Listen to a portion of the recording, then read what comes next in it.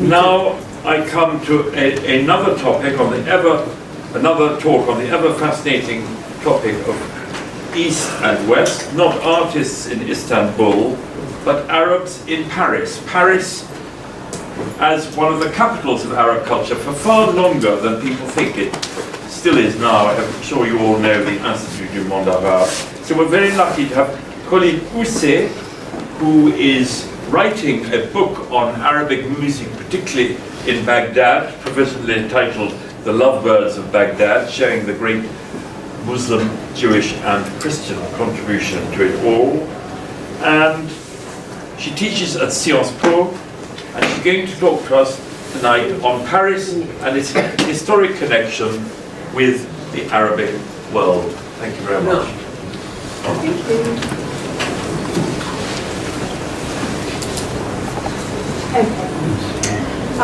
Actually, as a matter of fact, I had an engraving of ambassadors from Salé, Moroccan city of Salé, to the Netherlands.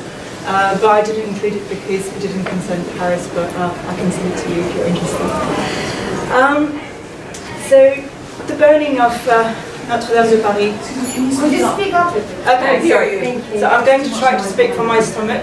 Please make like desperate signs if you don't hear me properly. Okay, so I'll try to speak with a very loud voice. So as I was saying, the burning of Notre-Dame de Paris 2 days ago, actually it sparked comments on the internet about how early Christian and Muslim architecture in Europe and the Levant inspired Roman and later Gothic architecture in Western Europe, and Notre-Dame de Paris actually making no exception. Among others, Diana Dark referred to how the twin-towered facade of Notre-Dame de Paris was inspired by a 5th century church in the northern Syrian province of Idlib, Kal-Belawzi, while the first example of spire could be actually found in the Umayyad Mosque of Damascus.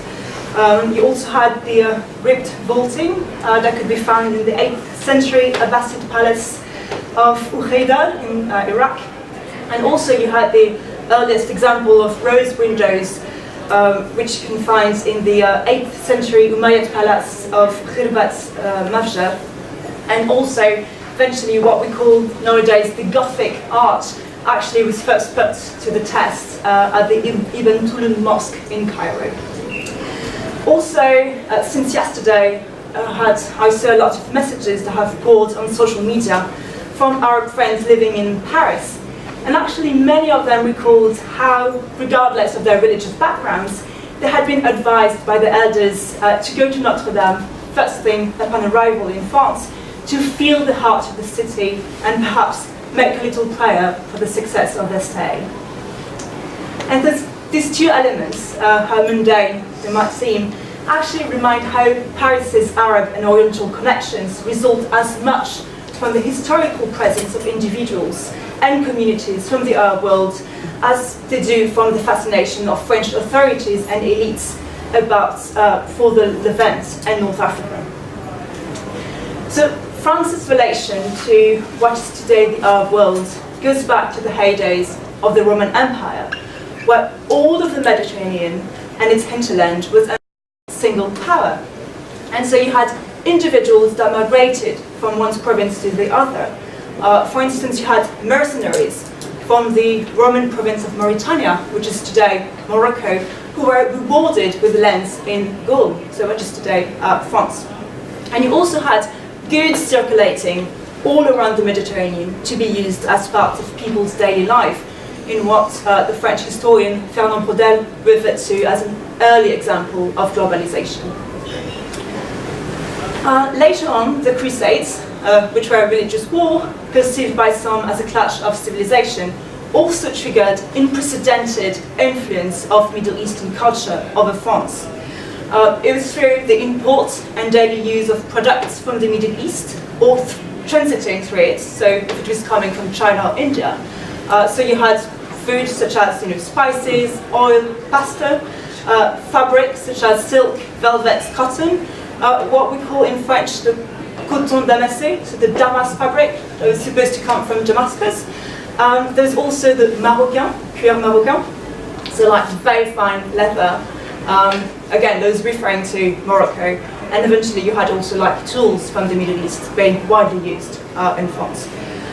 You also had the import of new knowledge and techniques in mathematics, science, medicine, engineering, architecture, as we say, agronomy, geography, so on and so forth. And also an increased knowledge of the cultures from the Arab world, and also increased knowledge about Islam. And so as a consequence, the first translation of the Quran into Latin was commissioned by the Bishop of Cluny, from the Abbey of Cluny, in 1142. And so this interest for Arab language in France developed, and in the 16th century you had the first faculties and dictionaries of Arabic that were created and published in Paris. Most of the time, these projects and endeavors would be supervised by Maronite priests coming from Lebanon, who are like living in Paris.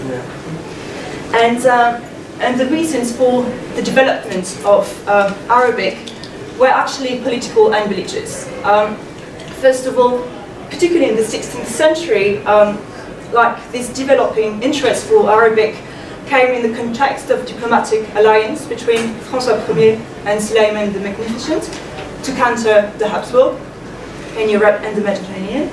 And also you had religious Christian scholars who were learning Arabic and Hebrew in the hope to be able to speak local languages to eventually convert infidels, should it be Muslims or Jewish, to Christianity. So as you can see, it was not always for good reasons. I mean, it depends on the point of view.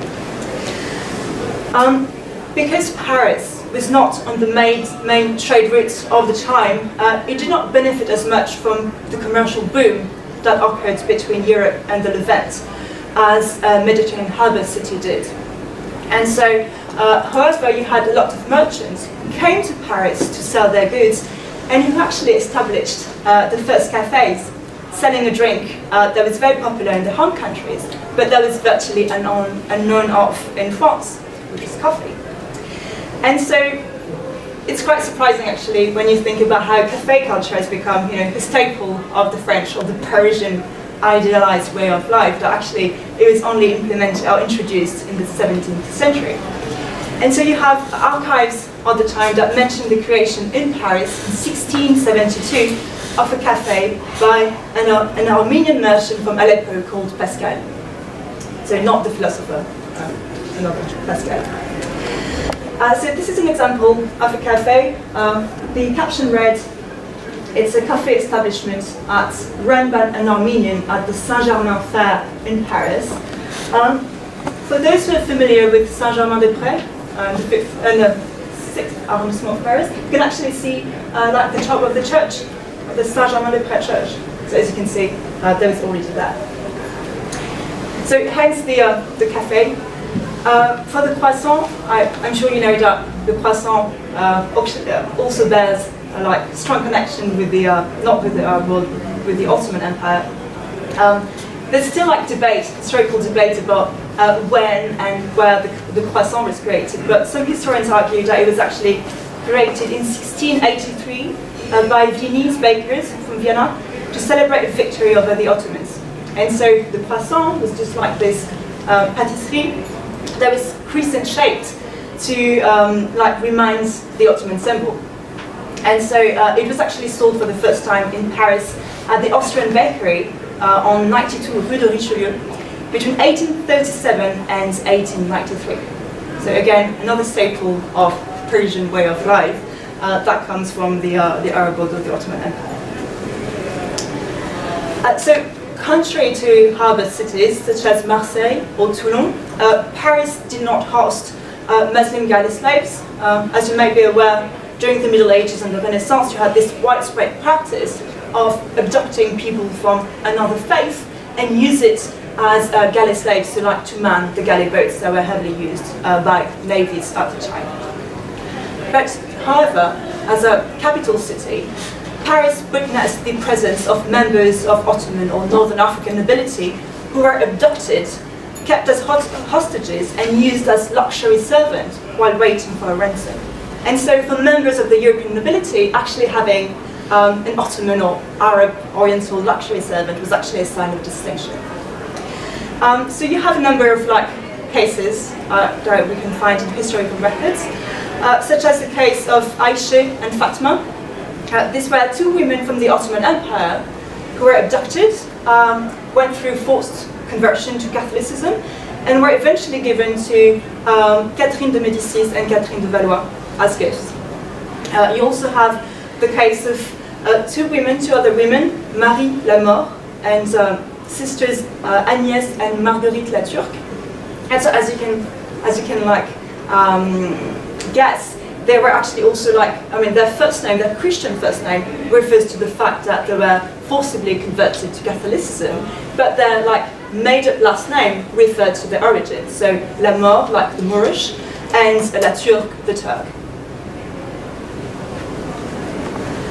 Other examples of this very high-class hostages include Prince Jem, who was the son of Sultan Mehmet II, and who lived for 12 years in France and Italy, mainly in the royal courts. And the lady on the left is Mademoiselle Houssais, so a deformation of Aisha, who is a Caucasian princess, forcibly converted to Islam, sold by the Turks to the French, and she became this Parisian beauty and high society member. She was a famous letter writer and a friend of Voltaire. And so the presence of people from the Ottoman Empire in the French upper class actually will trigger fashion called the Turquerie. So you probably know that there's this fashion for everything Oriental that would that could be seen in fashion, like in clothes, but also in different objects of the daily life. And so later on, after the Renaissance, the intensification of diplomatic relations triggered the arrival of Ottoman or Northern African ambassadors in Paris. So Khalifa was referring to Netherlandish and ambassadors from the Low Countries to Constantinople. This is the other way around. They were actually not the first ambassadors. There was a very famous embassy, I think it was during the time of Charles Martel, and it was a Jewish merchant called Isaac Judeus, who was the ambassador of the Sultan Harun al-Rashid, so the Abbasid Sultan, who just was very striking for people at the time, because he arrived bearing gifts, including a white elephant, which was definitely something that people had never seen in France at the time, and a water clock. So you were again talking about clocks. So during the time of the Abbasid Empire, they were not mechanical clocks, but they were water clocks. And so during the embassies, which were usually quite short, not permanent embassies, ranging from a few months to a few years, the ambassadors and their court, their mission, were fully part of the local elite and social scene. They were regularly recorded, and all their activities were covered in the local Parisian press and by local artists, because they represented novelty, and also people were very interested to know about their point of view about France. So you have two examples. Mohamed Temin, the ambassador of Morocco at the Commedia dell'Arte in 1682, and then you have the ambassador of Morocco who dined with his suite in Paris in 1699. Another example of Turkish ambassador Mehmet Efendi, after his audience with King Louis XV. For those who are familiar with Paris, you can definitely recognize the Palais des Tuileries, and then the Jardin des Tuileries. So the Palais des Tuileries is now the Louvre, the museum. So this is seen from the left bank, from the Quai Voltaire.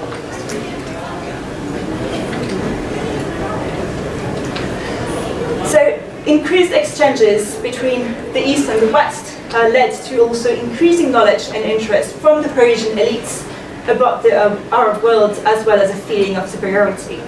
So in a sense, because they had more knowledge about the region, Europeans felt that they understood Oriental society and politics better than Oriental themselves.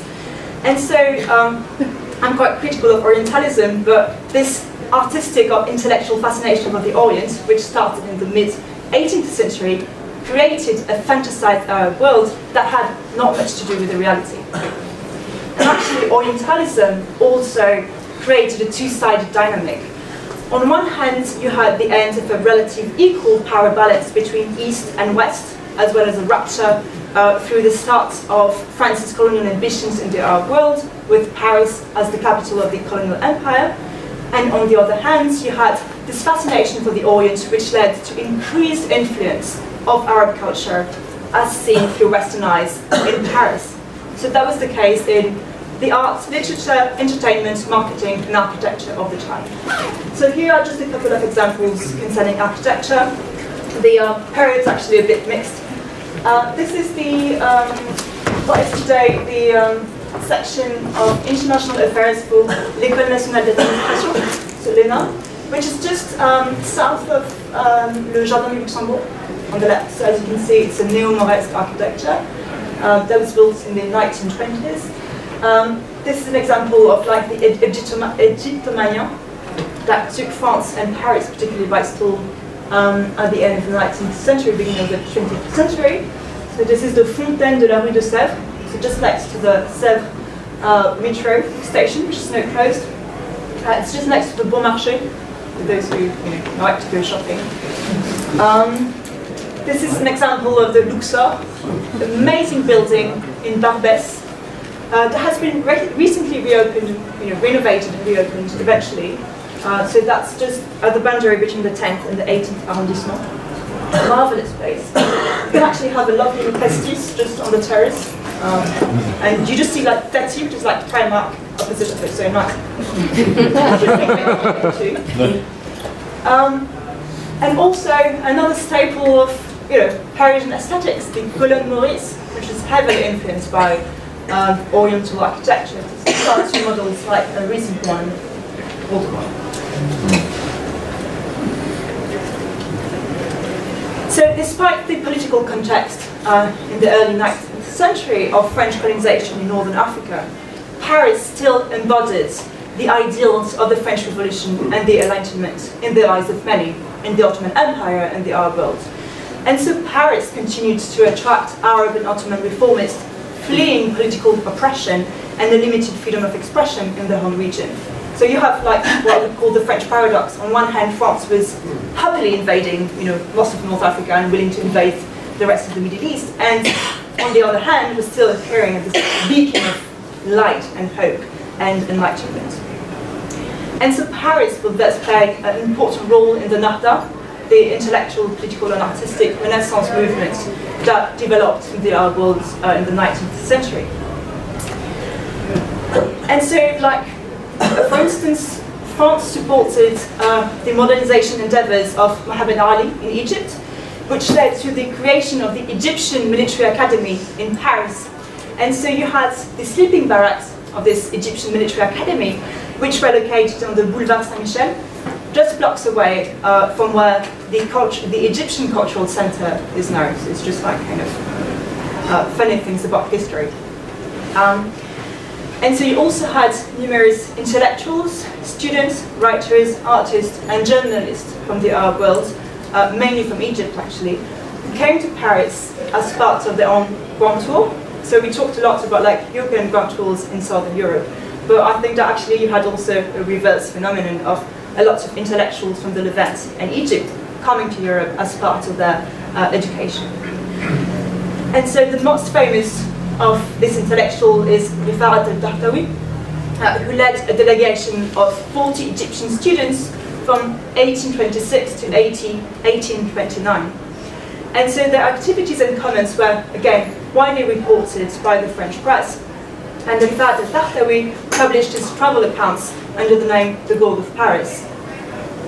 Later on, also had two influential members of the Nahda, Jamal al-Din al-Afghani and Mohamed Abdou, who lived in Paris for some years and actually held their own literary salon. And so throughout the 19th century, Paris became the press capital of reformist Northern African and Ottoman press. And so these newspapers, magazines, reviews covered a wide range of political opinions. So some of them would be pro-French, others would be very critical about France's colonial endeavor. And so these newspapers were actually not meant for local French audiences. They were meant for either communities living in Paris or mainly for people in the Arab world in the Ottoman Empire. So they would be like published in France and then sometimes like secretly brought back to the Middle East and Northern Africa. And so these are two examples.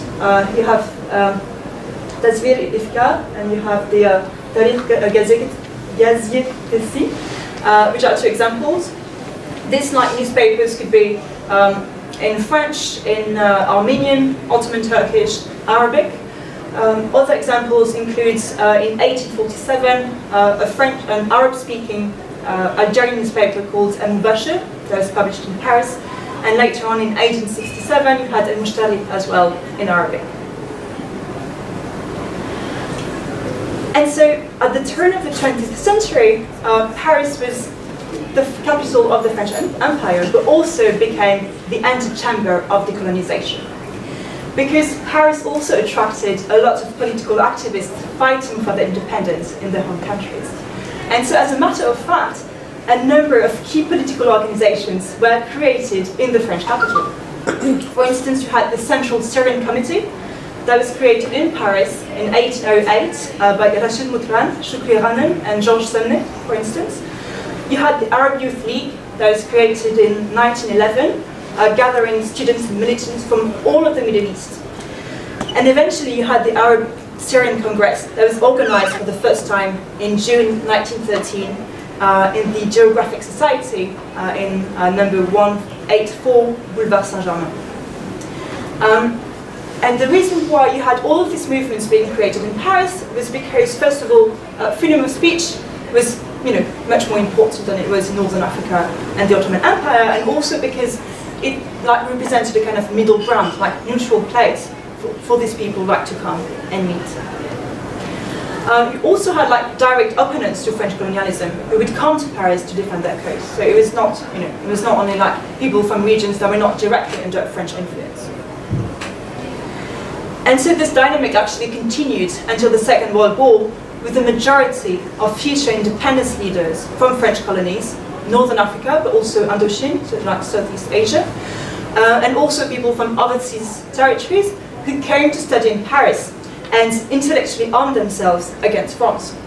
And this is something that was dubbed the boomerang effect of colonization by Michel Foucault.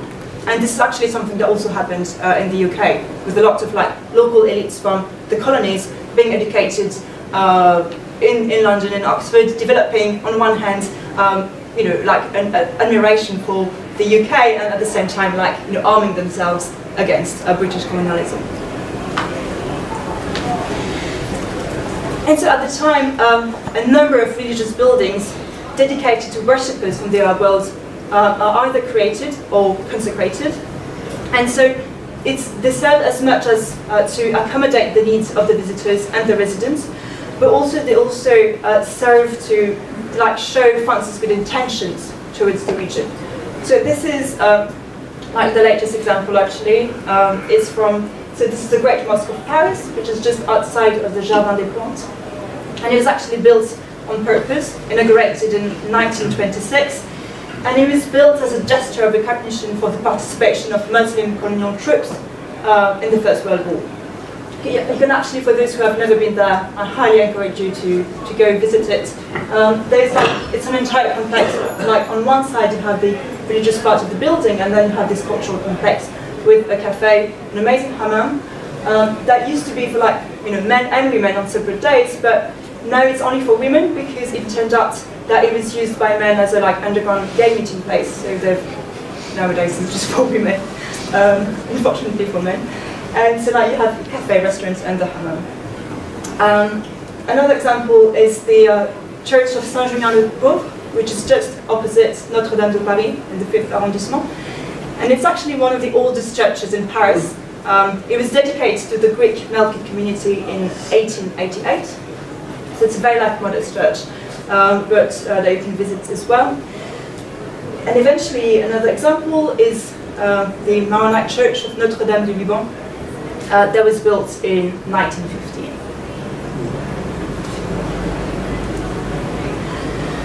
So moving on with the beginning of the 20th century, came a new type of migration from the Arab world, which was economic, permanent and working class.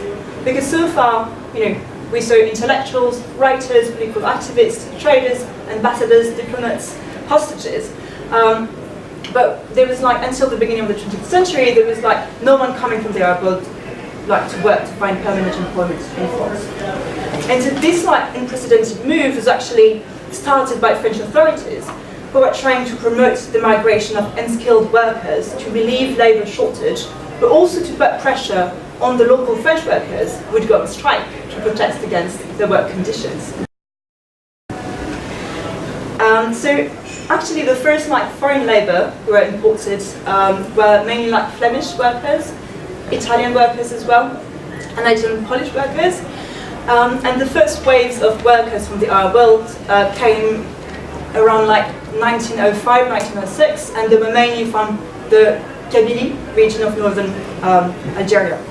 And for instance, Kabyle workers took a very active part in building the metro of Paris that still exists today. And so this new type of working class economic migration will continue growing throughout the 20th century with a peak in the after-war period. And as such, it will heavily influence the making of Arab presence and culture in Paris. And so one of these elements of Arab presence and culture at the time is the creation of entertainment venues catering for Northern African workers, which are the Oriental cabarets.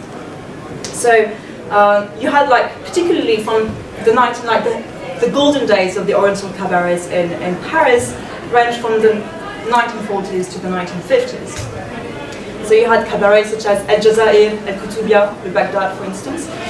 And at the time before they were created, you had two main types of cabaret in France. In Paris, you had the typical French cabaret with the French cancan, mainly in Pigalle, and you also had the Russian cabarets that were opened by the white Russians fleeing the Russian Revolution. And so in the 1930s, you have a new type of cabaret, mainly in the Latin Quarter, the 5th arrondissement, and around the Champs-Élysées, which are the Oriental cabaret. And so these places were very interesting because they were you had a very mixed audience of Hollywood royalty, French politicians, but also Northern African factory workers coming together. There were also a neutral place where artists from the Levant, such as Farid El-Atrash, Mohamed Abdel Wahab, for instance, and also artists from North Africa would meet for the first time, and where also iconic songs were performed or created, like Yaraya, for instance, or Wahban. These are two very famous Northern African songs were actually performed for the first time in Paris. But these places were also highly political. There's the example of the Cabaret Tam Tam. So the Cabaret Tam Tam was owned by a factory worker called Mohamed Ftouki, who wanted to call his cabaret Le Grand Maghreb, so the big Maghreb. But this was denied by the French authorities because they were wary of its pro-independence connotation. So therefore, Mohamed Ftouki actually named it Tam Tam, which sounded very entertaining and exotic, but actually secretly stood for Tunisie, Algérie, Maroc, so Tunisia, Algeria, Morocco. And so the Cabaret Tam Tam, on the front stage would be a place of entertainment, but backstage it became a clandestine meeting place and weapons storage unit for the Algerian Liberation Front in the 1950s and 1960s. And so when Mohamed Ftouki was denounced and to the police in 1960, the Cabaret Tam Tam was closed and Mohamed Ftouki had to flee to Lebanon because his wife was from Lebanon. And actually Mohamed Ftouki is also the father of the well-known Algerian Lebanese diva Warda, who once said that actually she discovered Arab music in Paris, and for her the capital of Arab music at the time was Paris. You have also another example, striking character called Salim Halali, Simon or Salim Halali. He was a Jewish Algerian singer, mainly singing Andalusian music and also variété, very cheesy pop songs, who escaped deportation by the Vichy regime during the Second World War thanks to the rector of the Great Mosque of Paris, who issued him, as well as a number of other Algerian Jews, fake documents of Muslimhood. So he was he was deemed as Muslim and therefore not deported. And so after the war, Selim Halali opened a cabaret on the Avenue Montaigne called Ismailia Folie. So Ismailia referring to the city of Ismailia. And quite funnily, again, the Ismailia Folie was located in the former Hôtel Particulier of Ferdinand de Lesseps, who was the main French engineer of the Suez Canal. So again, like the irony or funny thing about history.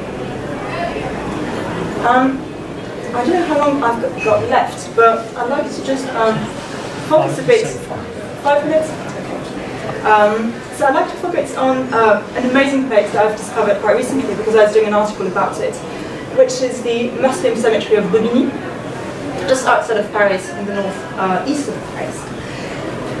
So this, actually the first Muslim graveyards in Paris were in the Père Lachaise cemetery. And there was a division or carré musulman, like a Muslim sector, that was created at the demand of the Ottoman embassy in the 1860s to bury, Ottoman subjects. And you can actually, it still exists. I think it's Division 87, which is just next to the Jewish carré in the Père Lachaise. And so the Muslim cemetery of Bobigny was created in the 1930s, and initially it was created to bury the people who had died at the Franco-Muslim hospital of Bobigny, which was created also in the 1930s, and which is today the Hôpital Avicenne. And I also highly advise you to go and sit because the main entrance is an amazing example of Neo-Moresque architecture as well. It's a listed building. And so you can this is actually the only Muslim cemetery in France because as you may know, we have this loi sur la laïcité, this secularism law, which prevents religious graveyards from existing. So you would have public graveyards and then you might have sections, according to the religion. But they wouldn't be physically separated from each other. And so because it was linked to the hospital, it had a different status. And so in this cemetery, you can actually, it really bears testimony of the diversity of the Muslim presence in Paris. So as you can see, this is on the left, you have the tomb of Sultan, of the son of Sultan Abdul Hamid. This is actually a brand new tombstone. When I visited, they were just patching it. It's been funded by the foundation of President Erdogan. Before that, you just had a basically horrible decaying tombstone. So this is actually fairly new.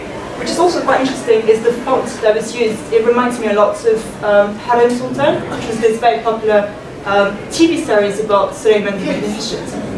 Sorry? Yes. So this is also another example of the Chevalier de Vazin. So you would have Ottoman royalty, you would have Caucasian politicians buried here, you would also have Northern African workers and intellectuals, for instance. And also what struck me a lot is that this cemetery is actually a great example of biculturalism, in the sense that, for me, these tombs look very much like any tombs in France. It's it doesn't look at all like the tombs you would see in Muslim cemeteries in the Arab world, because you would have pictures of the deceased, you would have families buried together, men and women, and then you would have all the objects of mourning, that you would see in any French cemetery. So, I just took this picture because, there was this mug.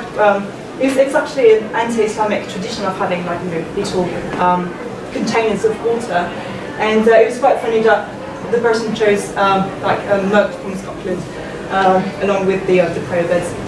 And you can also see converts and also spouses and wives of Muslims being actually buried with their husbands in the cemetery. You also have another Ottoman princess, who's the Princess Salma, who is buried as well here. And I think there was I don't know if it's popular or not in the UK, but there's a very famous book that was published in France in 1987 called Le Souvenir de la Princesse Morte by Kenise de Mourad. So anyways, that was so Princess Salma is actually buried here, and the book refers to the burial ceremony in the Muslim cemetery of Bobigny. So I'll just skip that. very gloomy memories of the killings of the 17th October 1961, where lots of Algerian workers were killed by the French police under the orders of Maurice Papon, who was also instrumental in the deportation of French Jews during the Second World War. The only concert Oumé Kalthoum actually did outside of the art world was in Paris in the 1970s at the Olympia. And I've just finished with something that interests me very much, and I'm working on that at the moment, which are the street plays of Paris. And they're actually also the bear witness to the long-lasting and very diverse connections with the art world that Paris has. You can see here like references to victories and colonial possessions, but also references to historical characters. You have the Esplanade Habib Bourguiba, the Tunisian president, the Place Mohamed Bouazizi, who is the Tunisian man who burned himself to death and sparked the Tunisian revolution. You have the Rue Lounès Matou, who is this Kabyle singer who was assassinated in Paris. You have the Place Mahmoud Darwish. And then, this is outside of Paris actually, the Rue Kalthoum. But sadly there's no Kalthoum Street in Paris, it's just actually in Boulogne. And so they very much reflect, as I said, Paris' long-lasting history with the art world. And I hope that in the future, and I'm actually campaigning to have, a bit like the blue plates that we have in London. Pert for instance, where Jamal El-Din Al-Afghani and Mohamed Abdou had their literary salon. I think it's something that people ought to remember, not in a museum, but actually where these things happened. So thank you for that. So thank you very much for your attention. And if you have any questions, just shoot.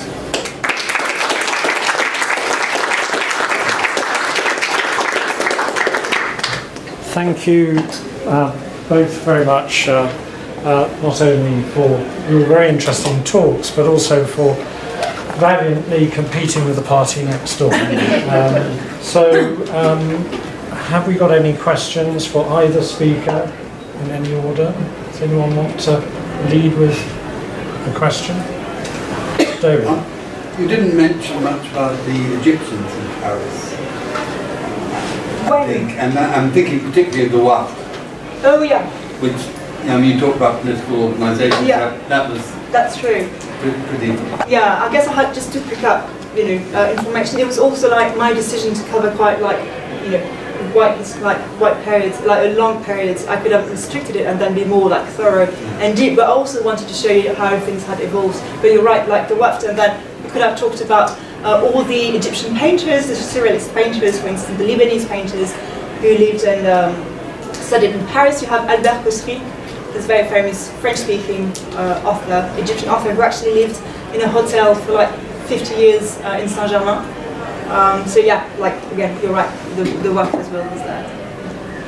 I have a question for our first speaker. So if I understood correctly, the first trip paid by the first artist we talked about, basically he was trying to sell tapestries and he snuck in with the ambassador so he could get into the court. Paraphrasing it. So. Yeah. All right. But there's the other two trips that we talked about. Were they there in some kind of official capacity to chronicle the ambassador's visit, or were they on their some other kind of business? Do you know that? Yeah, that's what I'm trying to figure out. I think they were there on another kind of business. I think in Lambert de Vos's case it might have been because he wanted to go there and have the experience of going abroad and then coming back, because a lot of these artists, when they came back, actually became more important. Like Kuke became a court artist after going to Constantinople, same for Melchior Lorch. So I think it was a bit of this, if I go there and I come back, I might make a career, but then we don't have any evidence of him ever coming back. So I'm not sure what happened there. And with Lambert Waits, we only know that he went for that brief period. He accompanied Van Oeknat and he came back. So I'm not sure, also his depictions are a bit cruder.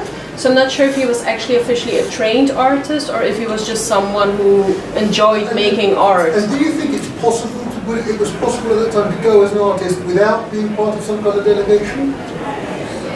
Early 16th century, I don't think so, because the road was very, very tricky. It was difficult to get there, even with a big entourage. There were still people dying on the way. And something you should not forget is that all of these ambassadors, they didn't particularly like going there. Like all of their letters complain like, oh, I'm here, it's too hot, I want to go home, can I please come home? And there's especially a very sad case where one ambassador had to stay because Buzbek was coming back home and then he actually passed away in Istanbul, and his last letters were really sad, like, can I please come home? So I don't think artists at that point wanted to go there. I think it was later, like early 17th century, when more people were traveling and it became more exotic to do that. But yeah, I think they were sent. They were sent. I think so. We had a picture there of the conquest of Buddha. Where is Buddha? In Hungary. Budapest. Budapest. Okay. Yeah, sorry. No, it's just my ignorance. So many geography references and I forgot that one. So I have a question. Oh, sorry. No, Zainab, you go go first. ahead. Okay, so this is probably a bit of an unfair question, but was there any equivalence of Ottoman ambassadors taking a painter or a recordist of some kind? Was there that same motivation? I haven't found any evidence, but to be honest, I don't read Ottoman Turkish, so a lot of sources I can't actually look at.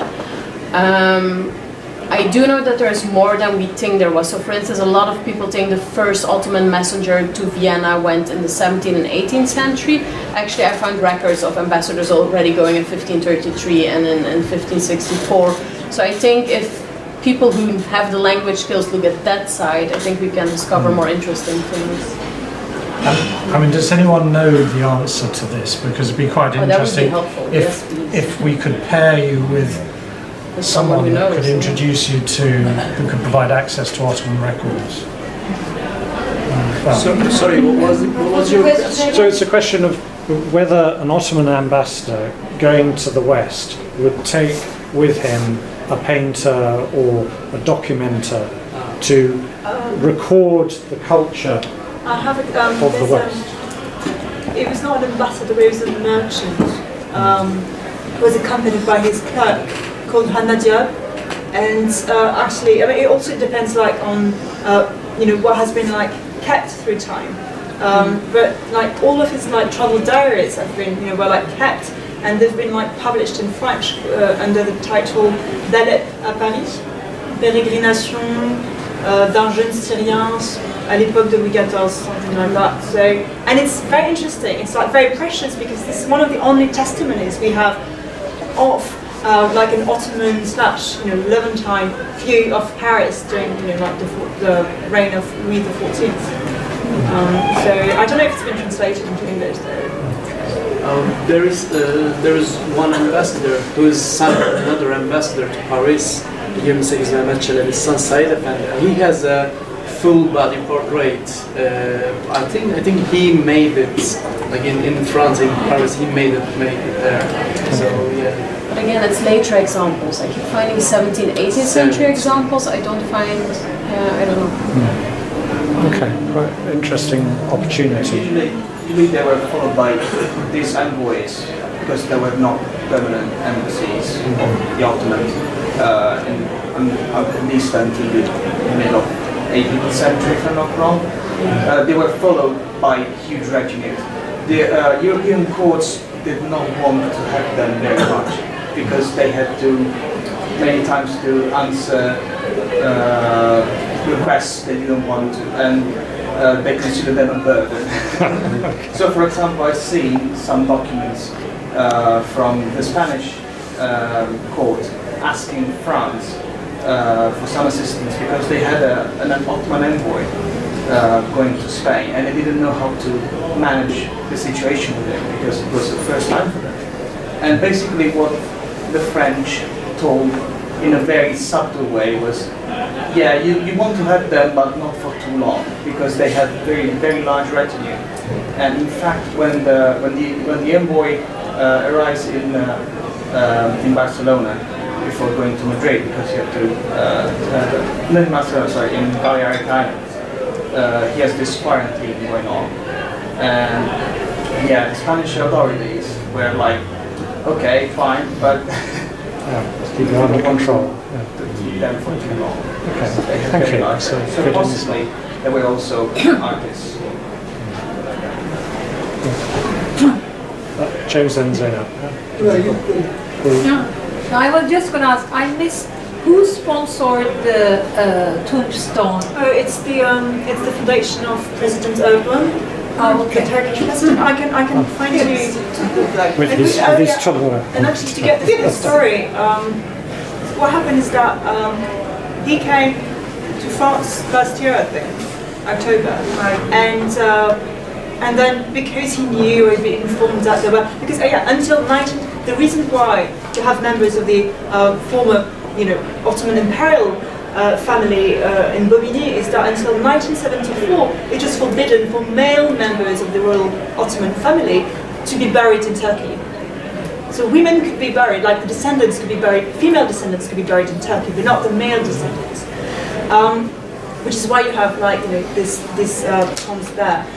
So I think he heard about them and decided to just act, which is also interesting because Turkey's Ottoman past was something that was not very much considered by the Kemalists mainly, and so it's quite interesting to see how also Erdogan is re-embracing the Ottoman heritage and Turkey's historical religious leadership of the region. So it's definitely linked to that. Even though it was not funded by the state, it was funded by the foundation. well, okay, just before I ask my question, there's one comment about that, which is that Erdogan's first foreign trip as Prime Minister, which was to New York, his first engagement was to see Osman Effendi, who was the then heir of the Ottoman throne, before he saw anybody else. So he had this. Yeah. So I know, but he had this idea of getting their support, basically, from the very beginning. Just a question about the dictionary you mentioned, which was, I think, a 16th century dictionary of Arabic to French, presumably. When you compare that to other, was that the first dictionary from Arabic into a European language, or was it an earlier Italian one or an earlier German one? For this, I'm not sure. There's a fantastic, fascinating website that records every single faculty of Arabic Europe, from the Middle Ages until today. I can provide you with a reference if you want to. So you can see that in the 15th century you had not Amsterdam, but in Oxford you had one person from Syria was teaching Arabic at the time, or in Kent, or you had this very specific. I just know that the first book that was printed in France was a dictionary in 3 languages: Latin, French, and Breton. So, and I'm from Brittany, so I'm very proud of it. But I shall check and see if France was the first country or not, or if it was already translated into Greek or Italian or Spanish indeed. I wouldn't be so sure. I'm not even sure that it was first translated. There was the first Arabic-Spanish dictionary, for instance. I'm not even sure, so I should check. All right, thank you. We should probably wrap up now, unless anyone's got a burning question. However, those that are staying for dinner, that you have an opportunity to chat with our speakers and with the other guests. So just to say thank you again to both our speakers for very excellent talks.